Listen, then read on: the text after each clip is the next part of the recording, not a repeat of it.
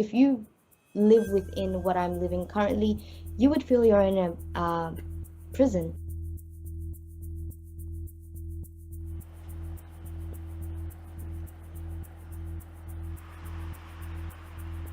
I found out on Saturday from relatives kind of calling and telling us to watch the news. I do believe that this planning of this was horribly done.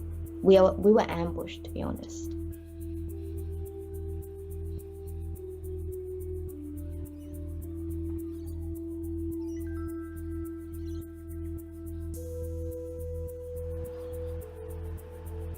The lockdown initially on the news it's 5 days, but what we've been provided information in my building, it's going to be 14 days for residents at the 33 Alfred Street.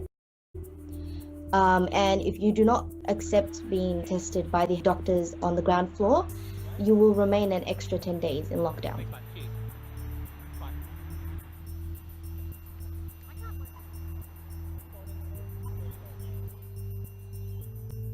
So the lockdown went into effective immediate around 3:30 on.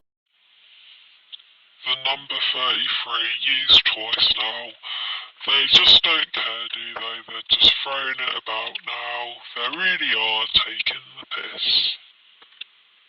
Okay, so you've heard it there. We've got a 33 Street mentioned there, and we've got a 330 mentioned there as well.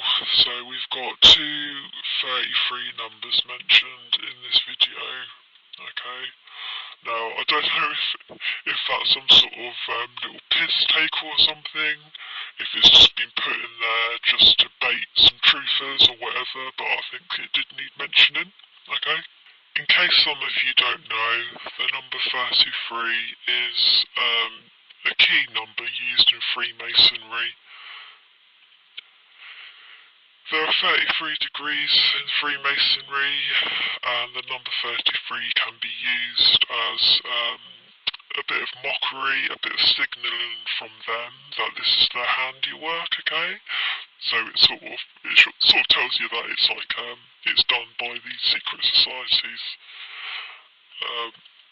Now, I feel quite suspicious about what is going on in Melbourne with the shutdown on these tower blocks, and I'm very suspicious of it being reported by the BBC News in this way. Now, we all know, don't we, that the BBC is completely trustworthy. They tell complete truths, don't they? They don't report fake news at all. They're not involved with PsyOps at all, are they? On a Saturday, didn't get food till 10 p.m. Sunday. They are not monitoring or handing out any hand sanitizers, masks, necessary stuff. They're just keeping us within the building, allowing this virus to kind of go to everyone.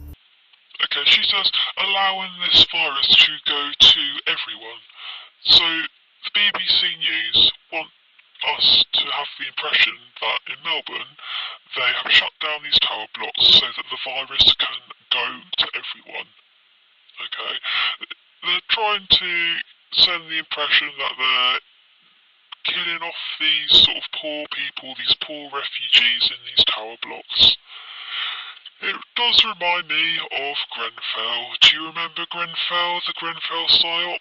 That's what this reminds me of.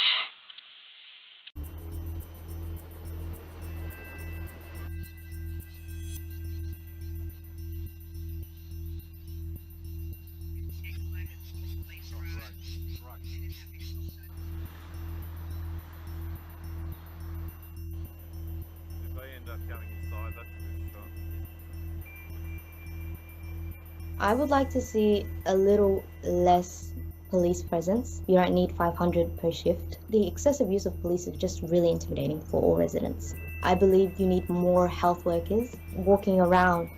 You also need a lot more mental health workers.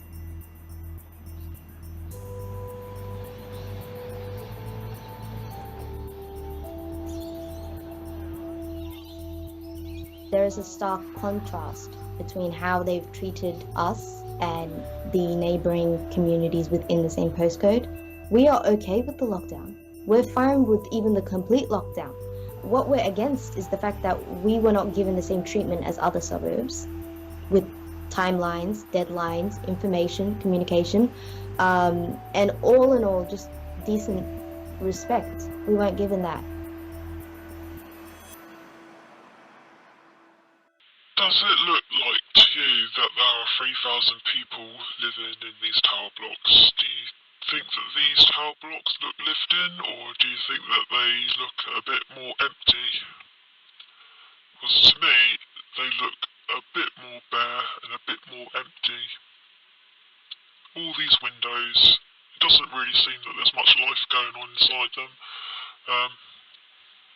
I know that we see in one of the clips on this video these help me signs. Now why would the BBC report on that? Why would they show help me signs on these windows? Because we all know what the BBC is about. We know that they are involved with PsyOps. So why would they report these help me signs in these windows?